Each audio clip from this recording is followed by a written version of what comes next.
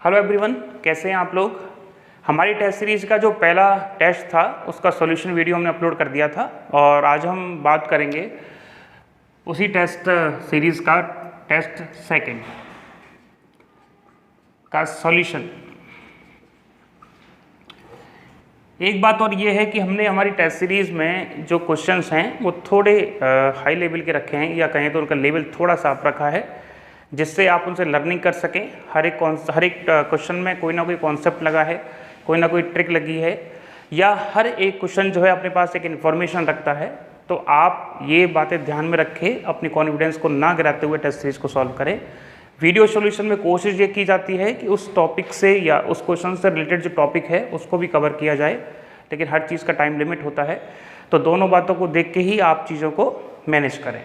चलिए हम देखते हैं टेस्ट सीरीज सेकंड का पहला क्वेश्चन। पहले क्वेश्चन में कहा गया है कि एल लंबाई तथा आर त्रिज्या की एक नली को पी दावांतर, मतलब हमारा जो एक पाइप है जिसका लेंथ है एल, जिसकी जो रेडियस है, रेडियस का मतलब इसका जो क्रॉस सेक्शन एरिया है उसका रेडियस है आर। ओके, पी दावांतर है, मतलब माना ये 1 पॉइंट है, ये 2 पॉइंट है, तो यदि यहाँ प्रेशर P1 है, यहाँ प्रेशर P2 है, तो इन दोनों का जो डिफरेंस है, प्रेशर डिफरेंस, वो है दावांतरीय pressure difference, P2 minus P1 या P1 माइनस P2। ओके, चलिए यदि श्यानता गुणांक नीटा है तो नली द्वारा अनुभव किया गया द्रव का प्रतिरोध। आपने देखा होगा कि जब द्रव फ्लो होता है तो उसका एक हम फ्लो रेट कैलकुलेट करते हैं। ठीक है, ये फ्लूइड मैकेनिक्स का क्वेश्चन है। तो फ्लूइड मैकेनिक्स में एक आती है फ्लो रेट, ये आती है वॉल्यूम पर यूनिट टाइम, और इसका एक फॉर्मूला और आता है that is pi P R4 8 Neeta L. तो क्वेश्चन कई बार ये भी पूछा गया है कि जो हमारी फ्लो रेट है Q वो प्रोपोर्शनल टू दावांतर होती है। यहाँ जो P है वो प्रेशर डिफरेंस है, R रेडियस है, नीटा जो है विस्कोसिटी कांस्टेंट है, L लेंथ है। Q प्रोपोर्शनल टू होती है P के, Q प्रोपोर्शनल टू R4 होती है, Q प्रोपोर्शनल टू 1/, नीटा है, और Q प्रोपोर्शनल टू 1/L भी है। ये क्वेश्चन कई बार पूछा गया है, लेकिन हमारे टेस्ट में हमने R पूछ लिया, रेजिस्टेंस, लिक्विड रेजिस्टेंस। तो देखिए ये क्या है, फ्लो रेट। ओके, और फ्लो रेट में एक चीज दिख रही है आपको, फ्लो रेट लाइक करंट है। किसका करंट? वाटर करंट है। तो हम करंट में क्या देखते हैं, करंट होती है I बराबर B/R, मतलब voltage difference upon resistance equal to current. इसका कंपैरिजन हमको फ्लो रेट से करना है, दैट इज Q हमारा फ्लो रेट हो गया अपॉन पाई P R4/8 नीटा L। ये क्या है, वोल्टेज डिफरेंस। यदि वोल्टेज डिफरेंस होगा तो ही करंट फ्लो होगी। इसी प्रकार यदि प्रेशर डिफरेंस होगा तो ही कोई भी लिक्विड फ्लो होगा। तो Q इक्वल टू P/8 नीटा L/पाई R4। तो कहने का सीधा सा मतलब, ये एज अ करंट बिहेव करेगा, ये as a voltage difference behave करेगा, और ये एज अ रेजिस्टेंस बिहेव करेगा। तो R बराबर कितना आ गया, 8 नीटा L पाई R4। तो आप यहाँ से एक बात देख सकते हैं कि हमारा जो रेजिस्टेंस है, लिक्विड रेजिस्टेंस, वो प्रोपोर्शनल टू नीटा के है, प्रोपोर्शनल टू लेंथ के है, प्रोपोर्शनल टू R4 है, सॉरी 1/R4 है। तो ये क्वेश्चन जो है पेपर में कई बार पूछे जाते हैं, चाहे वो इसके बारे में पूछ लेगा, प्रवाह दर के बारे में, या इसके रेजिस्टेंस के बारे में आपसे पूछ लेगा। ठीक है, चलिए अगला क्वेश्चन देखते हैं। आप इसका लिख लीजिए या स्क्रीनशॉट ले लीजिए। चलिए दूसरा क्वेश्चन देखते हैं। दूसरे क्वेश्चन में दिया गया है वायु प्रतिरोध द्वारा लगाया गया रेखीय विमा R, श्यानता गुणांक नीटा, वेग V। अच्छा ठीक है, आपने एक फॉर्मूला पढ़ा होगा, या फिर एक फॉर्मूला के बजाय हम ये कहें एक नियम पढ़ा होगा, और वो है स्टोक का नियम। स्टोक का नियम या स्टोक लॉ इसको कहते हैं। और स्टोक लॉ का मतलब होता है कोई भी पार्टिकल को हम जैसे हवा में छोड़ते हैं तो कुछ समय के बाद में अपनी एक अंतिम वेग या टर्मिनल वेलोसिटी गेन कर लेता है। ये फ्लूइड मैकेनिक्स का ही क्वेश्चन है। तो देखिए इसका फॉर्मूला आता है F बराबर 6 पाई नीटा आर वी, और यहाँ जो V है वो क्या है, टर्मिनल वेलोसिटी, इसको स्मॉल t से शो कर देते हैं, या इसको हिंदी में अंतिम वेग कहते हैं। ठीक है, जिस वेग के बाद, या कहें तो ये एक ऐसा वेग है जिसके बाद वेग चेंज नहीं होता, एक्सेलरेशन 0 हो जाता है या कांस्टेंट वेग आ जाता है। ठीक है, ओके। तो F ये 6 पाई क्या है, कांस्टेंट है, इसको K लिख लीजिए, नीटा आर वी टी, और T ना लिखें तो V लिखेंगे। तो चलिए हमारा ऑप्शन हो गया ऑप्शन नंबर 3। तो इसका आंसर क्या है, 3। पहले वाले का तीसरा था, दूसरे का भी तीसरा आंसर है K नीटा आर वी। ओके, चलिए अगला क्वेश्चन देखते हैं। अगला क्वेश्चन है 3 एक समान ब्लॉक स्प्रिंग से बंधे हुए हैं और यदि एक धागा को आधार प्रदान किया गया। ठीक है, ये कह रहा है कि यदि हम रस्सी को काट दें तो एक्सेलरेशन बताइए, पहले का, दूसरे का, और तुम्हारी इच्छा हो तो तीसरे का भी बता देना। ठीक है, चल ये क्वेश्चन देखिए, ये एनएलएम से है, बहुत अच्छा क्वेश्चन है। एक डायग्राम दिया है जिसमें एक ब्लॉक है जिसका मास m1 मान लेते हैं, वैसे उसने मास इक्वल दिया है। दूसरा ब्लॉक है जिसका मास हम वापस m मान लेते हैं, और एक तीसरा मास है, यह ब्लॉक है जिसका मास वापस m है। यदि इससे बंधी हुई है, अभी हमने रस्सी को काटा नहीं है, तो यहाँ एक टेंशन लग रहा होगा T1, जो यहाँ भी लगेगा, दैट इज T1। यहाँ एक टेंशन लग रहा होगा T2, और वो यहाँ भी लगेगा, दैट इज T2। यहाँ एक टेंशन है T3, और यहाँ भी एक टेंशन है T3। तो देखिए फ्री बॉडी डायग्राम डिजाइन करते हैं। फ्री बॉडी डायग्राम का मतलब होता है एक पार्टिकल को ले आओ, बॉक्स को, उस पर जितने भी फोर्स लग रहे हैं उसको ले आओ। तो क्वेश्चन नंबर हम सॉल्व कर रहे हैं, कौन सा है, आई थिंक 3rd। तो free body diagram of F1 देख रहे हैं, तो M1 बना दीजिए। इसमें नीचे की तरफ लग रहा है हमारा T2, और ऊपर की तरफ लग रहा है T1, लेकिन एक फोर्स और लग रहा है, दैट इज mg। ओके, तो इक्विलिब्रियम कंडीशन में टोटल फोर्स कितना होता है, 0। तो इस फोर्स कितने लग रहे हैं, एक लग रहा है T1, बाकी कितने लग रहे हैं T2, माइनस mg बराबर 0, या T1 बराबर T2 प्लस mg। ये इक्वेशन नंबर बना गई। चलिए इसी प्रकार हम सेकेंड बॉडी के लिए एक फ्री बॉडी डायग्राम बनाते हैं, दैट इज m। ऊपर लगने वाला क्या हो गया, T2, नीचे लगने वाला क्या हो गया, एक तो सर mg लगाओगे और एक चीज़ और लगेगी, वो है T3। तो हम क्या लिख सकते हैं, इक्विलिब्रियम की कंडीशन में डेल्टा F बराबर 0, इसका मतलब T2 बराबर कितना होगा, T3 plus mg, equation number 2। चलिए बात करते हैं तीसरे ब्लॉक की। तो तीसरे ब्लॉक पर 2 फोर्स लगे हुए हैं, ऊपर लग रहा है T3, नीचे लग रहा है वापस mg, और ये तीसरा ब्लॉक है, सबका मास m1 है। ठीक है, चलिए हाँ जी, तो यहाँ क्या लिख सकते हैं, T3 equal to mg, equation number 3। Equation second और थर्ड देखिए, T3 का वैल्यू mg दिखाई दे रहा है आपको, तो यहाँ क्या लिखेंगे, T2 बराबर mg प्लस mg। कितना आंसर आ गया सर, 2mg। तो ये आ गया आपका T2। बात करते हैं T3 की, बात करते हैं equation first and fourth. Fourth कौन सी है, जो अभी निकाली है। T2 का वैल्यू आप किस में रखेंगे, इक्वेशन नंबर 1 में, तो आपको क्या मिलेगा, that is T1 equal to 2mg plus mg equal to कितना हो गया जी, 3mg। इसका मतलब T1 बराबर क्या है, 3mg। ये आपका आंसर आ गया। आंसर का मतलब अभी हमने इक्वेशन सॉल्व कर लिए हैं। अब देखिए अभी क्या किया हमने, इसको कट कर दिया। कहाँ से किया, यहाँ से इसको कट लगा दिया। तो ऊपर जैसे ही कट लगाएंगे तो रस्सी में टेंशन कितना हो गया, 0।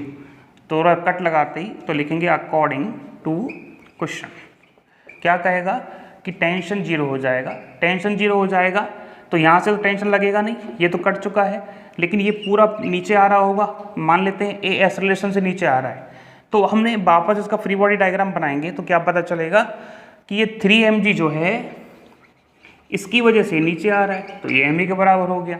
m से m कट गया, तो a बराबर किसके आ गया, 3g के।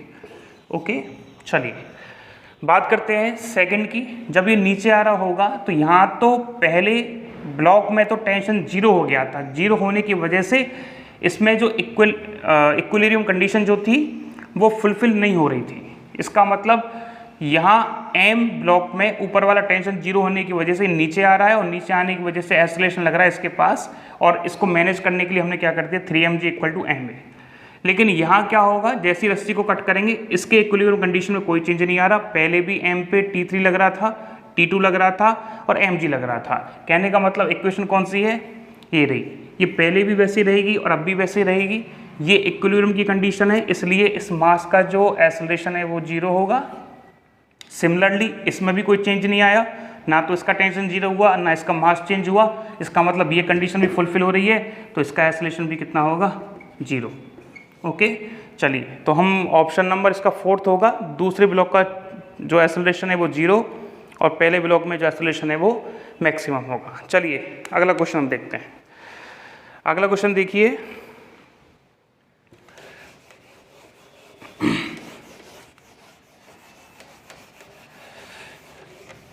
ये सारे क्वेश्चंस जो हैं जब हम डिटेलिंग से एनएलएम पढ़ाते हैं, न्यूटन्स लॉ ऑफ मोशन, तब कई सारे टाइप के क्वेश्चन ऐसे करवाते हैं जिससे ये तो छोटे छोटे क्वेश्चन हैं, बड़े आसानी से हो जाते हैं।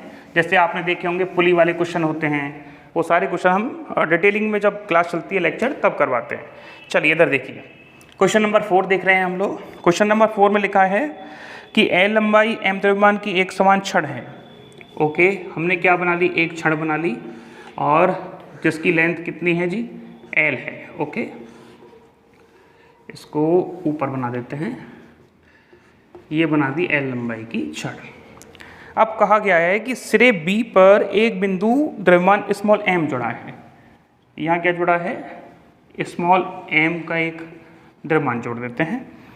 छड़ की द्रव्यमान भी कितना मान लें, एम मान लें, या दे रखा है उसने स्मॉल एम है। ये कह रहा है कि छड़ को ए पे इसके अकॉर्डिंग इसको घुमाना है, तो बताइए छड़ का कोणीय त्वरण क्या होगा। ओके, यदि इस छड़ को घुमाना है इसके अराउंड तो क्या करना पड़ेगा, घूमेगा किसकी वजह से, टॉर्क की वजह से। और हमसे क्या पूछा है उसने, कोणीय त्वरण। तो हम कोणीय त्वरण का रिलेशन कैसे निकालेंगे, मतलब हम अल्फा तक कैसे पहुंचे। तो उसका तरीका क्या है, एक रिलेशन होता है टॉ बराबर आई अल्फा। यहाँ टॉ जो है वो है क्या, टॉर्क, टॉर्क मतलब बलाघूर्ण, आई क्या है मोमेंट ऑफ इनर्शिया, अल्फा क्या है एंगुलर एक्सेलरेशन या कोणीय त्वरण। तो हमको अल्फा निकालना है तो हम टॉ अपॉन आई करके निकाल सकते हैं। अल्फा निकालने के लिए आपके पास टॉ चाहिए और आई चाहिए। आई तो हम जानते हैं, क्योंकि किसी भी रॉड को यदि आप इस पॉइंट से, एंडिंग पॉइंट से घुमाते हैं तो आई जो आता है रॉड का वो आता है ml²/3। ये तो रॉड का है, लेकिन एक पार्टिकल भी घूम रहा है तो इसका क्या आ जाएगा, ये तो कर लेते हैं रॉड का और ये आ जाएगा पार्टिकल का, ये आ जाएगा ml²। तो टोटल आई कितना आ गया, ml²/3 plus ml², that is 4ml²/3। ये आ गया हमारा आई। कौन सा आई, इस रॉड का। चलिए अब हमको किसका जरूरत है, टॉर्क का। टॉर्क क्या होता है, टॉर्क होता है सर R क्रॉस F या RF साइन थीटा। यहाँ नीचे कौन सा फोर्स लग रहा है, mg। ये क्या है जी, ये एक्सिस है, एक्सिस की लंबाई कितनी है l, ये कितने डिग्री का एंगल है 90। इसका मतलब इसके कारण हम मान लेते हैं कि जो टॉर्क है वो है टॉ1। ठीक है, तो टॉ1 का वैल्यू क्या आ जाएगा, देखिए हमारा r कितना है, r यहाँ से लेके और x तक है कितना l, f कितना है जी, f है mg, और साइन कितना आ जाएगा 90। तो टॉ1 का वैल्यू कितना आ गया mgl, इक्वेशन नंबर 1। टॉ2 देखिए, टॉ2 क्या है, ये एक रॉड है और रॉड का सेंटर ऑफ मास यहाँ होगा। यहाँ रॉड में जब m मास है तो नीचे की तरफ क्या लगेगा mg। इस पॉइंट का सेंटर ऑफ मास का डिस्टेंस कितना है l/2। तो टॉर्क कितना होगा इसका, टॉ2 बराबर l/2 मल्टीप्लाई बाई m, तो mg। ठीक है, हाँ जी, तो टॉ2 आ गया, ये क्वेश्चन नंबर 2। तो हमारा फॉर्मूला क्या है, वापस हम लिख देते हैं एक बार, अल्फा बराबर टॉ अपॉन आई। टॉ क्या है, टोटल टॉर्क है, टॉ1 प्लस टॉ2। आई क्या है, टोटल मोमेंट ऑफ इनर्शिया है। तो चलिए अल्फा बराबर टॉ1 का वैल्यू कितना है जी, mgl, प्लस टॉ2 का वैल्यू बोलो mgl/2 अपॉन आई का वैल्यू क्या है 4/3 ml²। हाँ जी, ऊपर देखिए कितना हो गया 3/2 mgl, नीचे हो गया जी 4ml²/3। m से m कैंसिल आउट हो गया, एक l से एक l चला जाएगा, 3 कितना हो गया 9, ये हो जाएगा 8, ऊपर आ जाएगा g, नीचे आ जाएगा l। तो हमारा आंसर आ गया 9g/8l, ऑप्शन नंबर पहला आ रहा है। इसका यदि आपसे यूनिट भी पूछ ले तो रेडियन/सेकंड² होगी। ठीक है, चलिए अगला क्वेश्चन देखते हैं, क्वेश्चन नंबर 5। चलिए समझ में आ गया होगा। अगला सवाल पढ़िए क्या लिख रहा है। अगला सवाल है, पृथ्वी के व्यास के अनुदिश से एक सुरंग बनाई जाती है। ठीक है सर, एक टनल बना लिया आपको, ओके। और m पार्टिकल है, m मास का पार्टिकल है, केंद्र तक जाने के लिए गुरुत्वीय स्थितिज ऊर्जा हानि। ठीक है, पोटेंशियल एनर्जी लॉस बताना है आपको कि गुरुत्वीय जो स्थितिज ऊर्जा है, ग्रेविटेशनल पोटेंशियल एनर्जी, उसमें लॉस कितना होगा। चलिए देखते हैं। एक अर्थ है हमारे पास, फटाफट देख लीजिए। एक अर्थ है, या अर्थ है हमारी, यदि सरफेस पे वो पार्टिकल है तो हम क्या जानते हैं यहाँ पोटेंशियल क्या होता है सरफेस पे, v सरफेस = gm/r नेगेटिव में। और बात करें यदि सेंटर की, इसको O मान लें या C मान लें, दैट इज सेंटर, और यहाँ जो पोटेंशियल होगा वो होगा BC = -3/2 gm/r। यहाँ से 1.5 गुना ज़्यादा होता है, या नेगेटिव है तो थोड़ा सा कम होता है, कितना 1/2। ठीक है, ये 3/2 gm/r है, ये gm/r होता है। हम क्या जानते हैं पोटेंशियल एनर्जी, मतलब किया गया कार्य जो होता है Q इंटू इसका पोटेंशियल, क्योंकि पोटेंशियल डेफिनेशन क्या है W/Q, और W मतलब किया गया कार्य बराबर Q इंटू V। तो Q इंटू V, इसका मतलब यहाँ पोटेंशियल एनर्जी कितनी आ गई, W सरफेस बराबर हमारा सॉरी हम इलेक्ट्रोस्टैटिक्स में पहुँच गए, दैट इज मास आएगा, that is mass into potential. तो यहाँ देखिए, हाँ जी, सरफेस पे पोटेंशियल एनर्जी क्या होगी, मास किसको ला रहे हैं, स्मॉल m द्रव्यमान को ला रहे हैं, इंटू पोटेंशियल ऑफ सरफेस कितना है gm/r, माइनस बाहर लगा देते हैं तो उसको ऐसा भी लिख सकते हैं gm/r माइनस। इसी प्रकार इसका क्या हो जाएगा WC बराबर -3/2 gm/r। उसने पूछा है लॉस, तो लॉस कैसे निकालेंगे, और W एज सरफेस, WC क्या लिखेंगे gm/r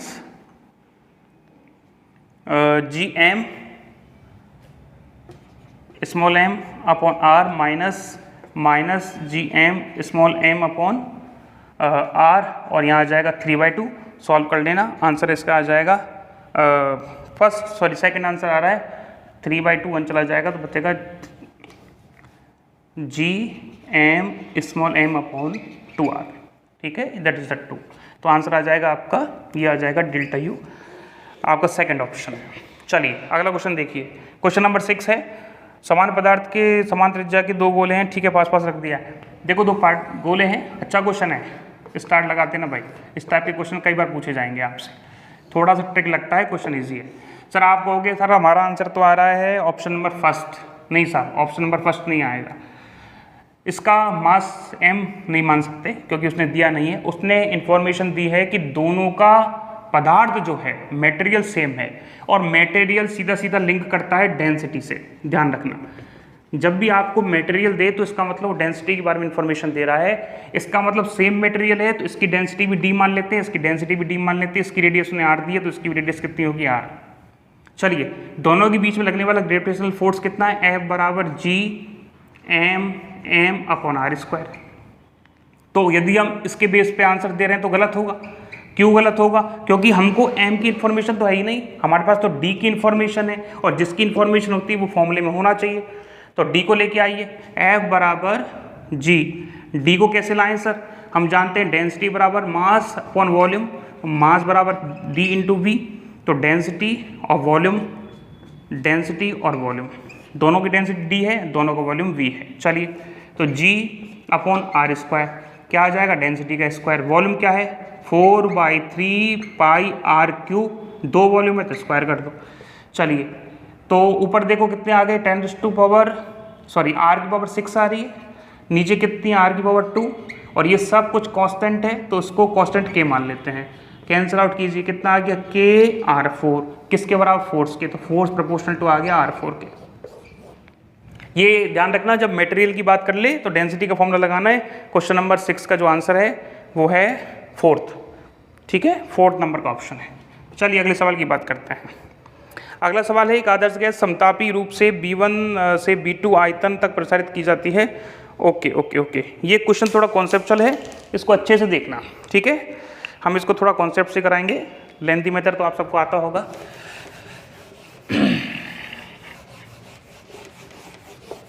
लेंथी मेथड तो आप सबको आता होगा, लेकिन ये थोड़ा कॉन्सेप्ट से आप करना।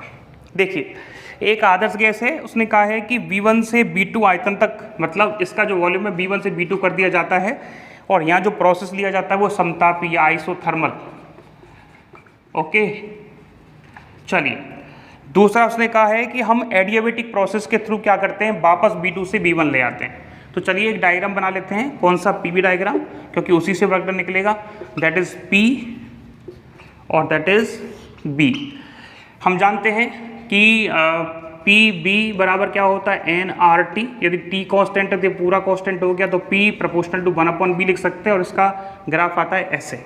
इसका मतलब ये यदि पॉइंट P1 है, ये वॉल्यूम कौन सा होगा जी, ये हो जाएगा B1, और ये वॉल्यूम हो गया B2। तो वो पार्टिकल या ये जो प्रोसेस है वो आइसोथर्मल B1 से कहाँ पहुँच गए हम, B2 के पास में। तो हमने पहला वाला प्रोसेस फॉलो कर दिया है।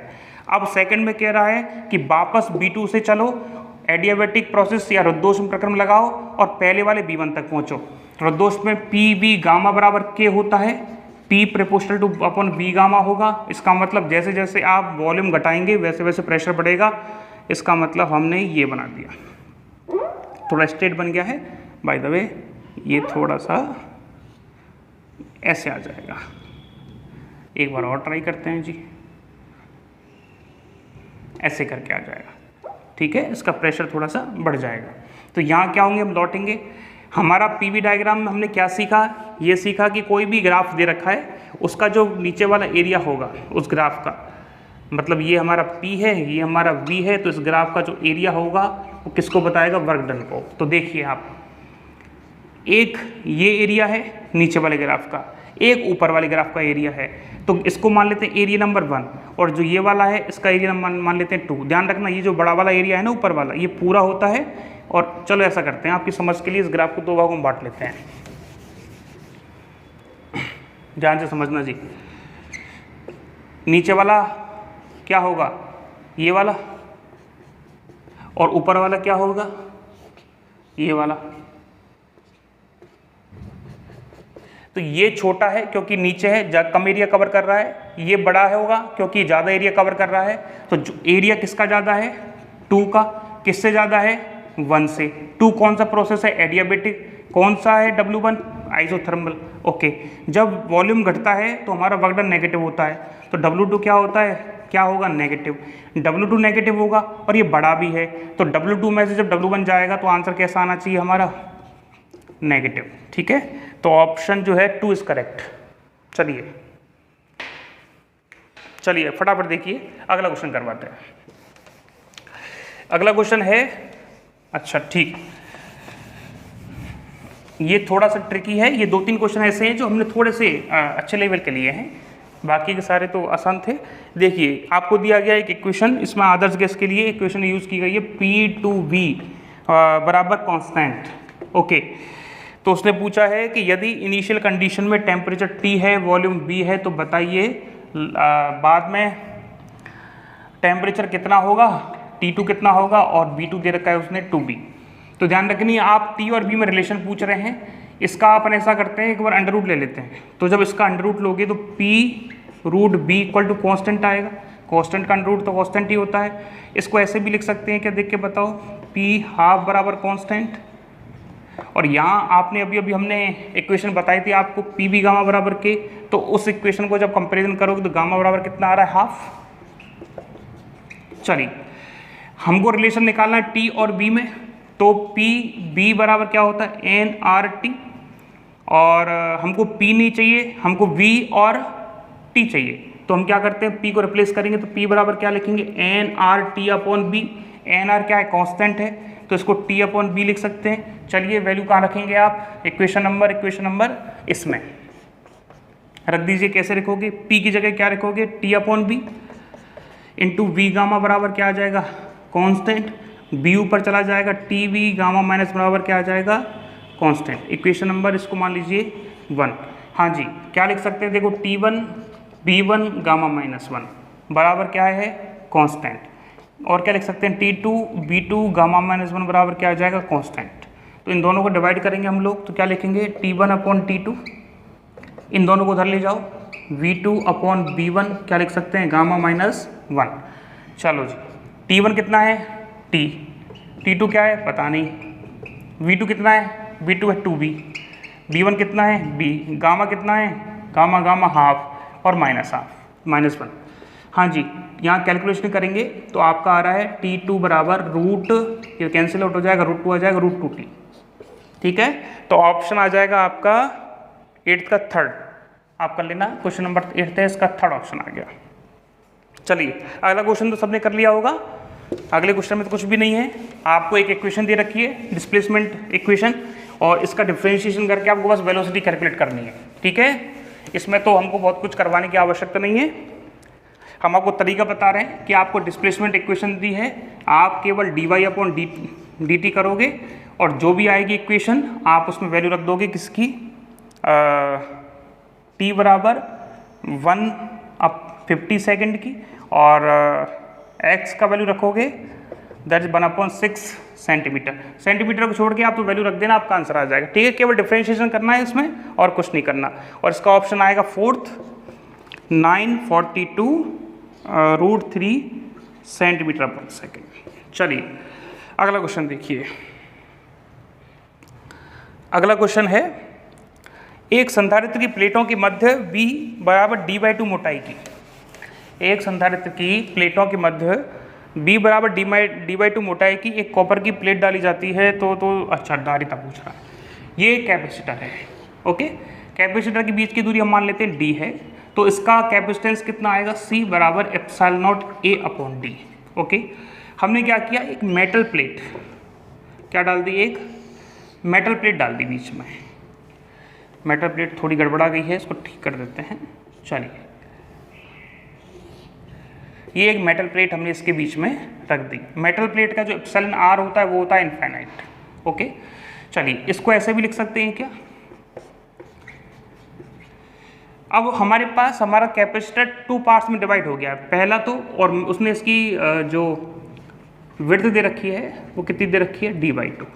तो एक तो d/2 वाला पोर्शन और रिमेनिंग कितना है वो भी d/2 है, तो c बराबर क्या लिखेंगे, a, इसको दो भागों में बांट दो, d/2 और d/2 में। तो पहला जो d/2 है इसके अंदर तो कौन सा माध्यम में, ये वाला, तो इसके अंदर क्या लिखेंगे कि ये पहला माध्यम, मतलब इसको मान लेते हैं एप्सिलॉन, तो हमने एप्सिलॉन माध्यम लिख दिया। d/2 जो रिमेनिंग है इसके अंदर क्या भर रहा है, केवल ε0 है, तो इसके अंदर ε0 लिख दिया। वापस समझा रहे हैं, जब कुछ नहीं रखा था तो केवल d दूरी थी और d दूरी में कुछ भरा नहीं है, इसलिए निर्वात का या वैक्यूम का एप्सिलॉन रख दिया। अब हमने क्या रख दिया, मेटल प्लेट रख दी, तो हमारा कैपेसिटर में दो पोर्शन बन गए। एक पोर्शन तो ऐसा है d/2 डिस्टेंस का जिसमें क्या रखा है, हमारा कोई ना कोई मटेरियल रखा है, और दूसरा पोर्शन कौन सा है जिसमें अभी भी वैक्यूम है। तो चलिए एप्सिलॉन बराबर क्या पढ़ते हैं हम लोग, ε0 εr, तो c बराबर क्या आ गया, a d/2 d/2, एप्सिलॉन का वैल्यू क्या आएगा, ε0, और εr मेटल के लिए कितनी होती है, इनफाइनाइट, प्लस d/2 ε0। ये आ गया हमारा नया c'। चलिए किसी भी संख्या में इनफाइनाइट का भाग देंगे तो 0 आएगा, तो c' का वैल्यू कितना मिल रहा है, देखो a/, ये तो पूरा पोर्शन 0 हो गया, तो d/2 ε0, और c' बराबर आ गया 2 ε0 अपॉन ad। ओके, सॉरी क्या लिख दिया हमने, 2 ε0 a अपॉन d। चलिए कंपैरिजन कर लीजिए, ये तो हमारा c है, ये हमारा c' है, तो c' बराबर इसको उठा के 2c लिख दें, तो रेशो क्या आ गया, c' अपॉन c बराबर, ये तो 2c है, ये c है, c से c कैंसिल आउट हो गया, तो c' अपॉन c बराबर 2:1। ऑप्शन कौन सा है इसका, सेकंड। ठीक है, चलो इस टाइप से इस क्वेश्चन को कर सकते हैं। हाँ जी, अगला क्वेश्चन देखिए 12। इसमें क्या दे रखा है, एक रिंग है सर, इसके सेंटर पे क्या रखा है, एक आवेश रखा है, और पी बिंदु पर क्या है, अच्छा एक क्यू नॉट आवेश है, इसको ए तक बी तक सी तक लाने में कितना काम करना पड़ेगा। ठीक है, देखिए फटाफट, इसका बहुत आसान सा जवाब है।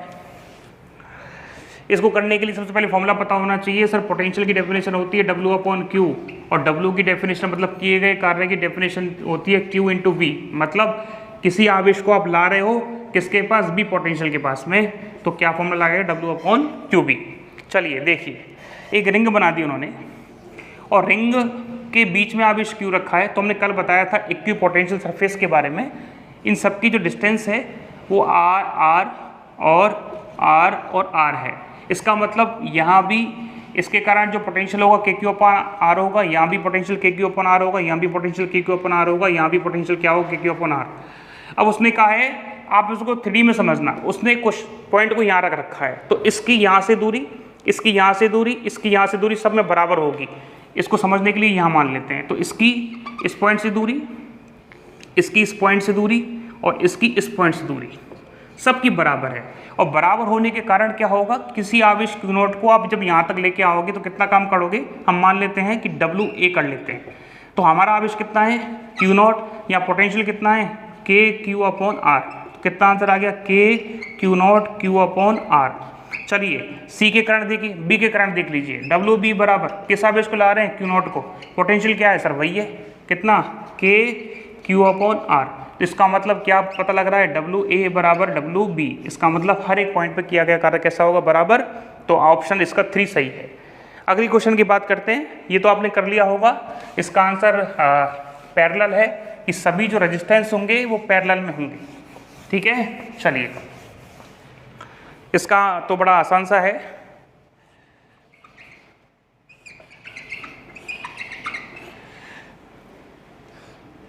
चलिए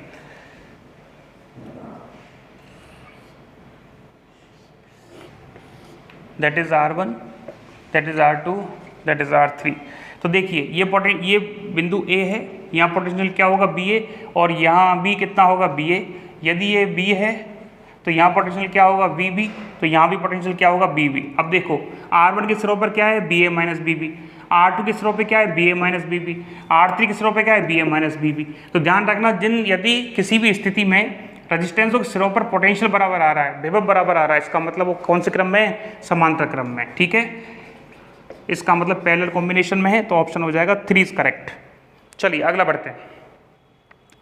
अगला थोड़ा सा अजीब क्वेश्चन है। इस टाइप के क्वेश्चन वैसे रेयर किस में पूछे जाते हैं, पर फिर भी एक बार देख लीजिए, बड़ा साधारण सा है। ये कह रहा YDSC AB वृत्त के अधीन, तो आपको भ्रमित करने के लिए सब दिया गया है। कहने का सीधा सा मतलब है कि कोई भी स्क्रीन यदि ऊपर से गिर रही है तो B² बराबर U² + 2AS। कितनी हाइट पे है सर, वो S हाइट पे है क्या, यदि हाँ S दूरी पे है, और ये कह रहा है ब्राम से गिर रही है, तो U इनिशियल बराबर 0, तो B² बराबर 0 + 2G आ जाएगा, क्योंकि क्या है, ग्रेविटेशनल एक्सेलरेशन। S क्या आ जाएगा, आप कहोगे सर जी आप तो नेगेटिव लेते थे। A बराबर क्या होगा, -G, और S क्या होगा, -S, क्योंकि नीचे की तरफ है और डिस्प्लेसमेंट नीचे की तरफ होता है तो नेगेटिव लेते हैं। हमारा आप 1D मोशन वाला वीडियो देखोगे तो उसमें साइन कन्वेक्शन के बारे में बता रखा है। कितना आ जाएगा, 2GS, B बराबर आ गया √2GS। चलिए ऑप्शन इसका 3rd होगा, और वेलोसिटी कहाँ होगी, हाँ जब नीचे पहुँचेगा तो नीचे की तरफ होगी, तो ऑप्शन 3rd इज करेक्ट। अगला क्वेश्चन देखो, एक वस्तु